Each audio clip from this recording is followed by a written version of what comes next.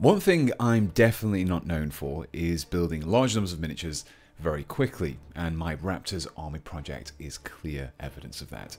So I thought it was about time to tackle another unit from that army and take on a squad of Terminators. But first, let's hear from the sponsors of this video, Cheipaku.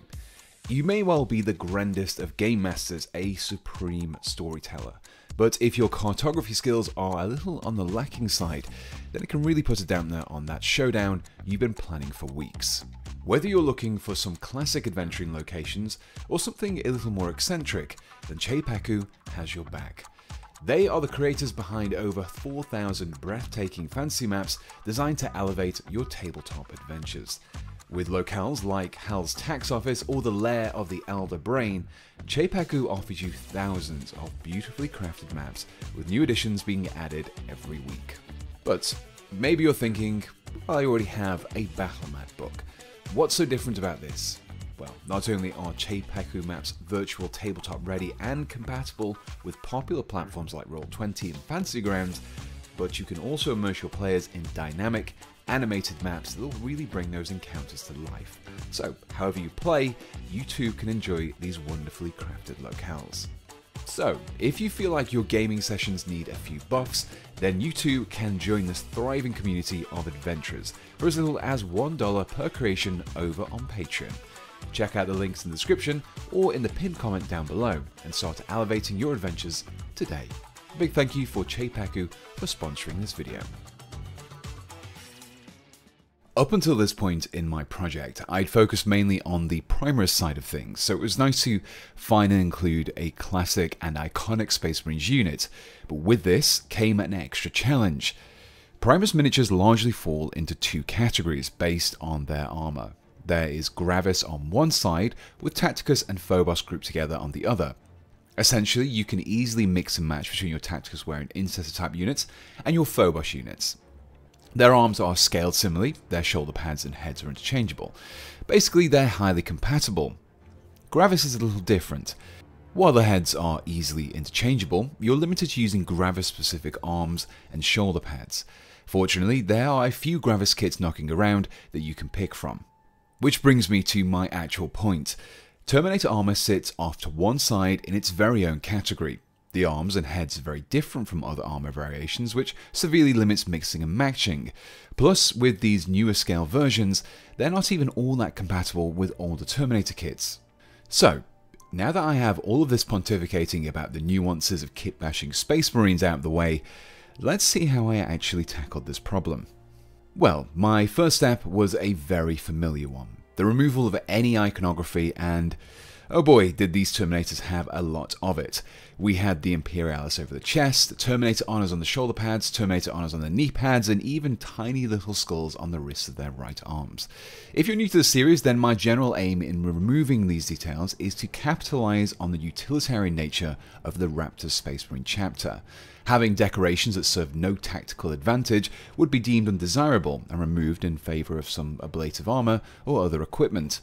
So, armed with my clippers, scalpel and files, I carefully trimmed, shaved and smoothed out each and every one of those details across all 5 Terminators before gluing their torso and legs together.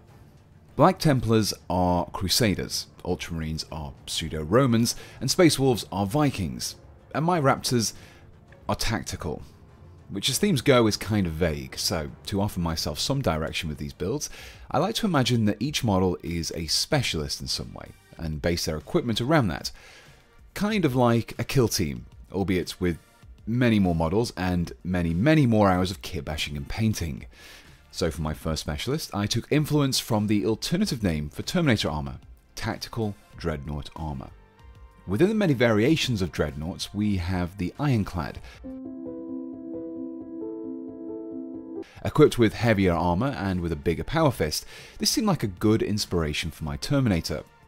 My first step was to take the backpack section of a Hellblaster, clip away its handle, clean up the cut, and then glue it to the new empty chest panel of the Terminator. It's a small change, but it does help to give the armor a slightly chunkier look.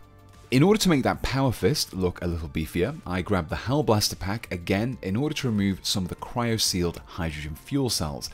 not plasma cans, which is what I've been calling them. After I'd removed a couple, they were then smoothed out and glued to the Terminator's power fist, which gave it a slightly bulkier looking appearance. The final step in building my Ironclad Terminator was to add a little extra armor around the shoulders, something that would fit the theme, and that something was ERA. Some plates of explosive reactive armor were created by cutting up the doors from the Desolation Marines frag launchers. After splitting them in two and gluing the arms to the torso, the two halves were glued to each shoulder pad facing forwards, and that left me with my first specialist. I wanted at least one chain fist wielding Terminator in my squad, which gave me the perfect opportunity to build an anti-tank specialist. Considering that Terminators are essentially walking tanks themselves, my direction with this particular model was to add a few pieces of equipment that were taken from tank kits. The first of these were a smoke launcher and a tow hook taken from the Horus Heresy vehicle accessory sprue. In lore terms, I imagine the smoke launcher being used to obfuscate the Terminator as he barreled towards an enemy vehicle, revving his chain fist. The hook was just because it fit nicely onto the chest. To round off the model, another Horus Heresy Marine part was attached to the belt, specifically a melter bomb. Of course, Terminators can't take melter bombs in the rules, but when has that ever stopped me before? With the bomb in place, my second specialist was complete. Next up was the obligatory guy with a bunch of sensors and computers.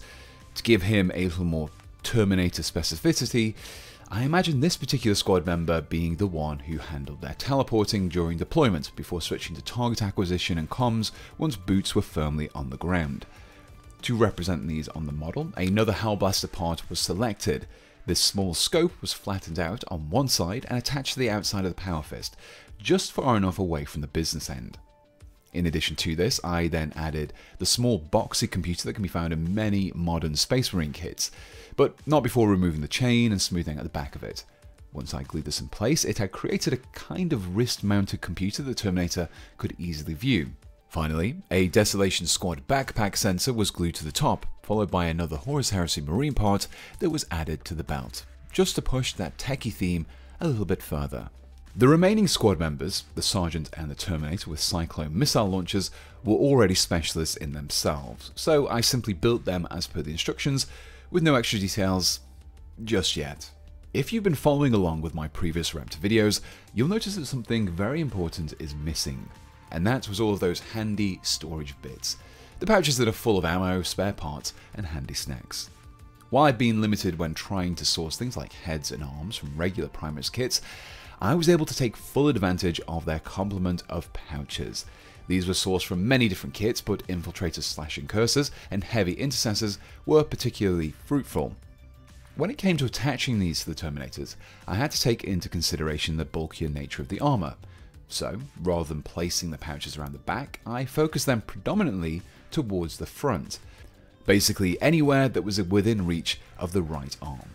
By this stage, the squad was looking much more quote-unquote tactical, but the Sergeant looked a little bland compared to the extra parts that I'd added to the other members. It didn't need anything particularly special, just enough to denote him as being of a higher rank. Fortunately, the Terminator kit had a couple of spare hip plates. I removed their symbols, scraped out the insides, and then glued them over the power fist and the right hand wrist. It wasn't a huge change, but the extra armor made him appear a little more unique. With the miniatures built, I could attach them to their bases and create some pins to hold the heads, which I intended to keep separate from their bodies in order to make them easier to paint. But before I break out the paints, if you're enjoying this video so far, then please do leave me a like, and as only about half of you currently watching are subscribed, I'd be extremely grateful if you would consider hitting the subscribe button too. That way you don't miss out on future videos like this. So, on to painting them. Well, I simply followed the same steps that I'd done with my previous Raptor units. You can find a link to my jump pack intercessors in the card if you're interested in following that guide for yourself. However, for the heads, I wanted to denote these particular Marines as being the elite of the elite, and so opted to break with my usual tradition of limiting the colour palette to just greens and blacks. And instead of the usual green, I decided to give them a bone white colour, and started off with a base layer of Griffon Claw that was applied via my airbrush. The recesses were darkened down and the surfaces were ever so slightly weathered with a little watered down Archaic Sepia. Before I started to pick out the hard edges were some highlights of Ivory Tusk. In order to mimic the battle damage, a few flecks of Death Reaper were applied over the helmet. And I then finished things off with a few small spots of Trooper White. From here, all that was left to do was to finish off the additional details and attach the helmets, which left me with this.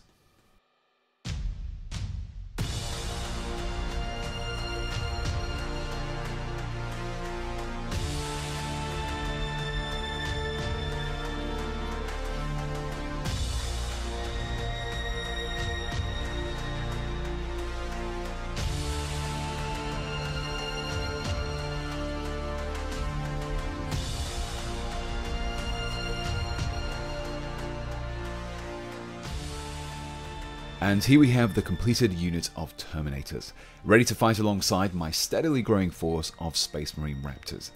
It was nice to tackle a more traditional Space Marine unit for once, rather than just the usual Primus units, and these larger, bulkier models have really got me in the mood for including some vehicles in the future.